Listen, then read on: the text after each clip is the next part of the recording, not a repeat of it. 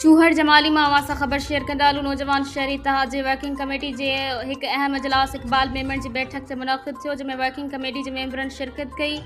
इजलास में चूहड़ जमाली शहर के दरपेश बुनियादी मसलन, अवामी तकलीफ़ुनि ऐं उन्हनि जे हल लाइ गॾियल जदोजहद बाबति तफ़सीली गौर विचार कियो वियो।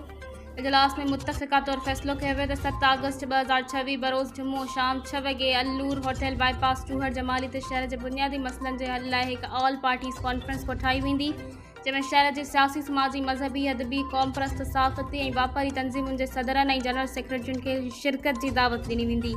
इजलास में चयो वियो त चूहड़ जमाली शहर केतिरनि ई बुनियादी मसलन के मुंहुं ॾेई रहियो आहे, जिन में बिजली, सफ़ाई सुथराई, नेकाल जो निज़ाम, पीअण जे साफ़ पानी की खोट, सेहत, तालीम ऐं ॿियनि अवामी मसलन के तरजीही बुनियादुनि ते उजागर कियो वेंदो। इन मक़सद लाइ सभिनी धुरियुनि खे हिकु प्लेटफॉर्म ते गॾु करे गॾियल हिकमत अमली जोड़े लाॻापियल इदारनि ताईं अवाम जो आवाज़ पहुचायो वेंदो।